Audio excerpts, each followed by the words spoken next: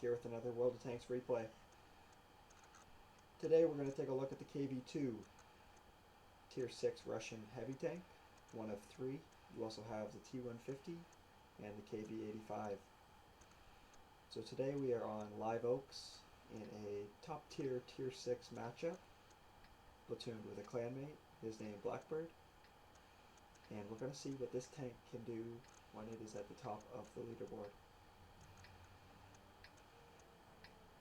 So the KV-2, I have already done a tribute video to this vehicle. I posted it earlier this week. You can find that on the channel.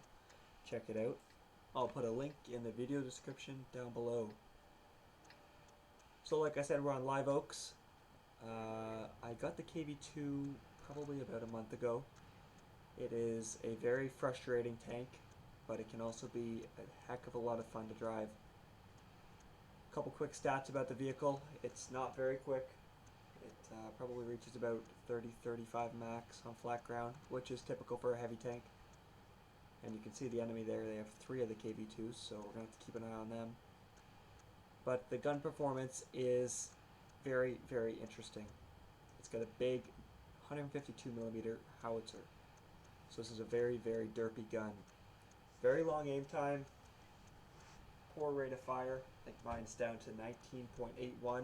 That's assisted by Vents, Brothers in Arms, and a gun rammer, of course. But it hits very hard. So standard loadout for ammunition for me, I take about 30 high explosive rounds. I don't typically fire anything except for high explosive. There's really no point. You're pretty much guaranteed to do damage with every shot you take with a high explosive round. However, the armor piercing is good to have in case you run into one of those situations. So we're making our way into the city here. As you can see, Blackbird's taking up a post, and I see this KV-1S. KV-1S was the Tier 6 that got split into the 85 and the KV-1S at Tier 5. We're going to side scrape around the corner here. He's going to bounce off, and there goes 660 of his hit points. In other words, our first shot is a one-shot for this game. So that's always fun, and that just shows you exactly what this tank can do. Pick on everybody that's a lower tier or equal tier. So we're going to look around this corner here, but we see the enemy KV-2. Now, seeing what we can do to other tanks, he can also do the same thing to us. So we're not really keen to get shot by him at this moment. We see he's pulling back, so we're going to try and scoot across the street here while he's preoccupied. Seeing the second one pop up now. Now we spot a Panzer III. He's going to take a couple shots at us over the next minute here, but he doesn't really have a chance of penning. Their KV-2 misses. We put a good shot into him for 380. Wasn't expecting to penetrate there. Really excited to hit him there at all. But something you also have to keep in mind is that it's not just 380 damage, it's also high explosive, so the crew module damage, it can really mess a tank up. Okay, so looking behind me here in third person, those KV-2s are still in the corner, so we're not really wanting to back up. Keeping an eye on this Panzer III. But I think he's smart enough not to be shot by a KV-2. Okay, so there's no better time than now to get moving. We're going to move in on this KV-2 here. Try and get a shot. We can actually see a spot right through these 2 small buildings here. Try and get a shot in on him. But Blackbird ends up taking him out, so well done by him. And we get our shot here. Side of the KV-2 and 723 damage, and he is done. So that's just how devastating this gun can be. See the side of his turret, nice flat surface. Has the chance to penetrate with this AG, and we got him there. Chasing down the Panzer III, he's trying to run away. Blackbird's having none of that. Rams him. Make sure that he's not going anywhere. And at this point we are actually up on the leaderboards. Taking a look here, they still have 3 artillery, so it's always something to keep in mind.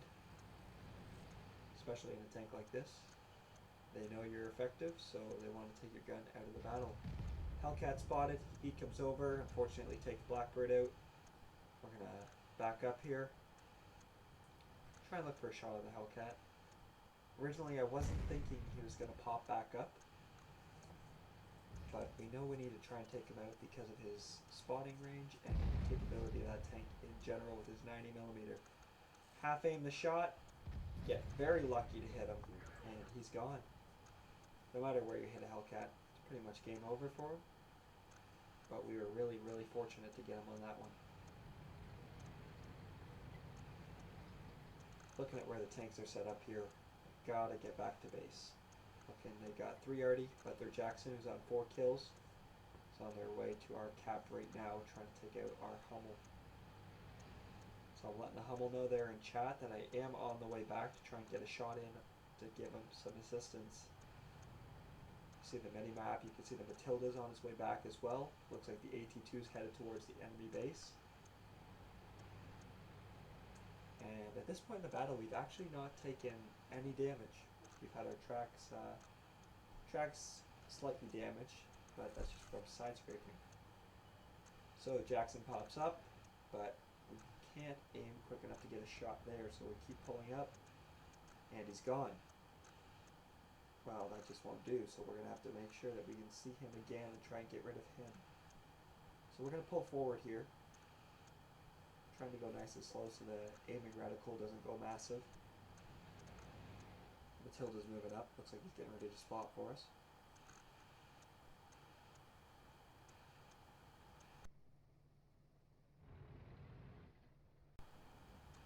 Ah, there he is. Okay, so he's on that side. He gets on our cap. He hits a Matilda for about 230 there. And there goes a Matilda. So now it's just myself and the Hummel left. And the Jackson gets rid of the Hummel.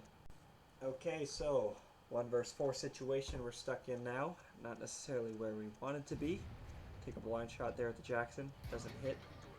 He hits our gunner. We put a med kit on him. You definitely want to make sure you have your gunner and your gun working as best as you can with this vehicle, because it's hopelessly inaccurate to begin with. Can't imagine having a dead gunner. Okay, so we lead the shot because it's HE, so it's going to travel slowly. Get him right in the side. Now he's gone. Okay, so it's us and 3 artillery on the other side. We're down to a 1 versus 3 now. They're still firing. Got to keep moving. Come to a stop here. Change direction. Just kind of play a little bit unpredictable when artillery is trying to shoot at you. Could give you a hand at some point. Unpredictable movements and slight jerking of going left or right could force them to miss the shot or not take the shot because they're not exactly sure where you're going. So this is where a bit of strategy comes into play here. So they have 3 artillery and we have myself here in the KV-2. Something you got to keep in mind, artillery and a regular tank like the KV-2 are no different when it comes to capping. Either of the vehicles can reset or cap the base just as quickly. So their best bet right now would be to try and flank around both ways and send vehicles to the cap. So me knowing that, I'm going to get moving towards one side of the map. I'm already headed towards the island, so might as well keep my progress going this way. And boom, there we spot the Hummel. So this has paid off. So I thought he saw me there, so I'm going to keep moving. But then I realized that he has not seen me yet. Stop to aim in a shot, and we miss. So that shows you snapshotting in this vehicle does not really work that often. Albeit it's worked a couple times in this replay, but it's more luck than anything. Artillery misses again. Coming around here. We know we have to put the pressure on this Hummel. He is the tier 6 artillery, and we want to take him down one at a time. We have another side shot. Try to force the shot again, and it's going to miss. Definitely not happy with those last 2 shots. Got to close the distance. I'm using this VK3001P to try and separate the 2 of us here. we get hit by another arty shell, so we know we're just gonna have to put the pressure on this guy. We zoom for a shot, make sure it's a good better shot, take him out. So you see here we're going forward, and I decide at the last minute my arty senses were tingling, stop, and he misses. Just a little bit of luck there, but I had that feeling that somebody was looking at me. Now back to that strategy portion here. Rather than going down the island, which is what they're predicting me to be, because when I was last spotted from that Hummel report position, they would have seen me headed towards the tracks and all the way down towards their base. So what I've done instead is I've turned around knowing that they're probably going to send somebody to cap. So if I'm too far away from the base, I won't be able to get back and get a reset in time. Still got lots of time. Still over 4 minutes left in this battle.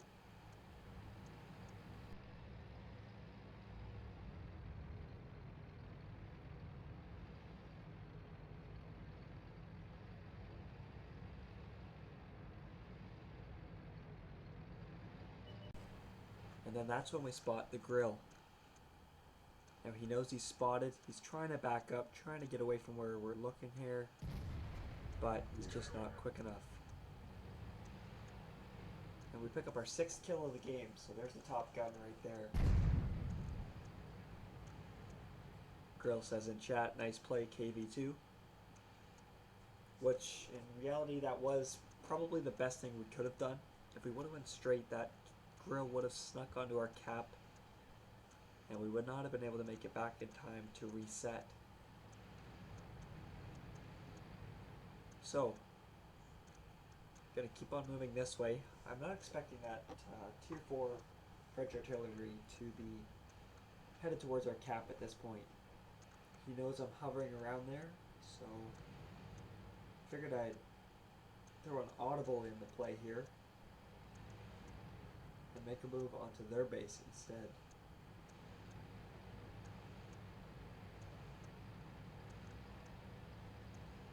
So using this low ground here by this little lake, trying to stay below spotting range, even though we should have spotting range on that tier 4 artillery. I'm just not keen on taking any chances at this point.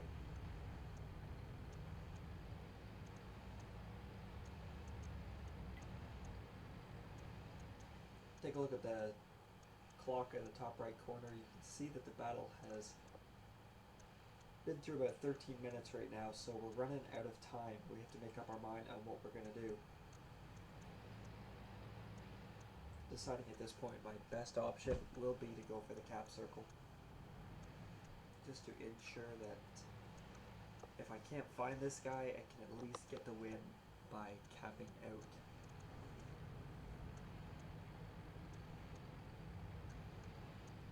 Now you could argue that this was risky. You could argue that that artillery piece could have made his way back to our base and got on cap 10 seconds before I got on their cap.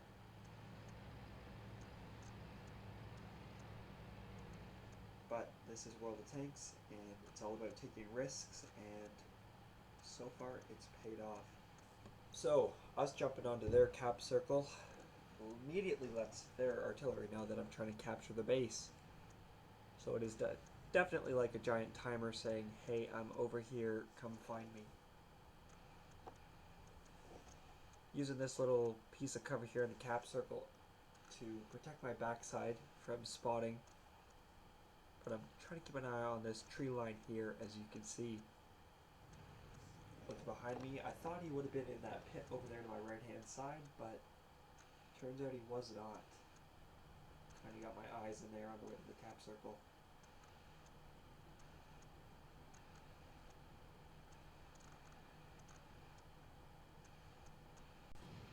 Base capture points, almost up to 50 now. He might not even show up. We're not sure if he's going to make it back. He could be all the way on the other side of the map by this time.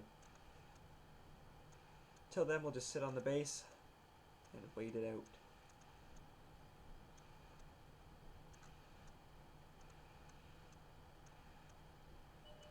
So there he is, coming over the hill.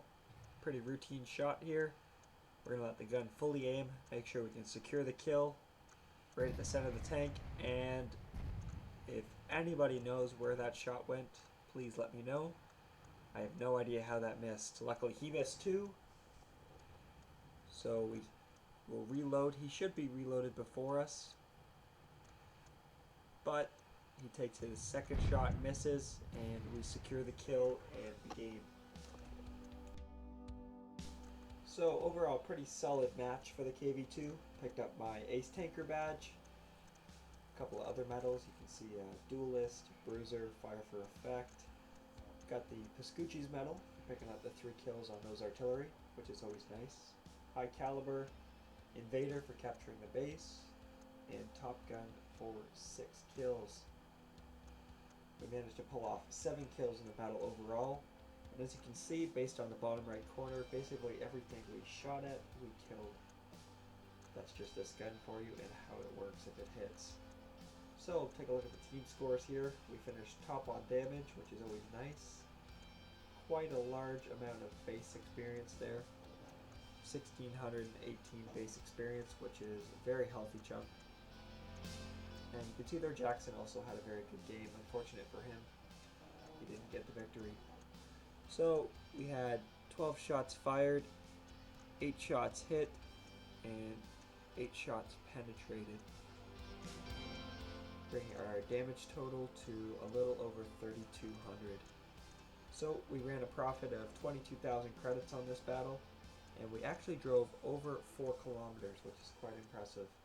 That's it for today, guys. Thanks for stopping by.